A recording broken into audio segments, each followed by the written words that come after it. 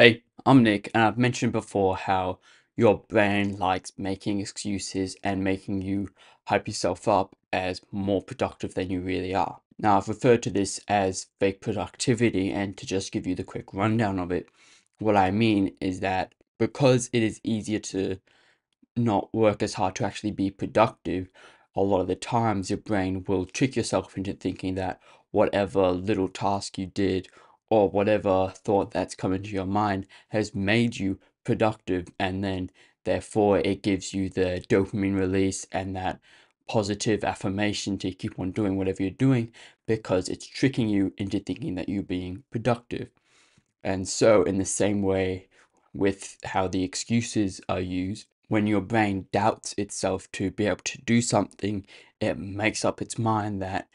since I'm not able to do it, then I'm not being productive by not doing it. And so that cycle just keeps on continuing. And so what I want to warn you about and talk about today is how that fake productivity and that making excuses also ties in with whenever you're tired, you're more susceptible to that. And especially so when you wake up or after a hard day at work or school, when you're in that tired state of mind, that's when you make excuses, and that's when the cycle repeats and you don't actually get anything done. However, you trick yourself into thinking that you're being productive. So when you're really trying to be productive and you have started waking up earlier or tried to get a lot of things done the night before, when you wake up and you're still tired, because in truth you never really wake up 100% refreshed, then you go through your mind and you naturally think of excuses as to why to not do it, because your brain naturally thinks that it's uncomfortable,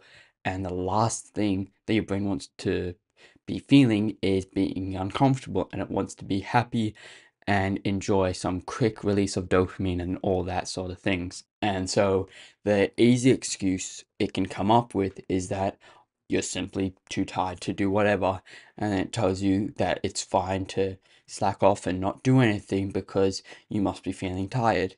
But in reality, this is how tired you probably normally feel. It's just a matter of how motivated you are to get started on whatever you're doing,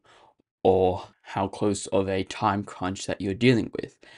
As you may think that, oh, I just need half an hour as I've got that much time before I really need to start doing something, and that will get me refreshed. But a lot of the time, half an hour sleep isn't really going to do much unless you're absolutely exhausted. And so when you do get up from those 30 minutes, you're more motivated and energized to get a move on because you've actually just lost 30 minutes of your day. And so it's really important to always be on the lookout for that, as it's much, much more common than being actually tired. As it's very obvious whether or not you are actually tired, because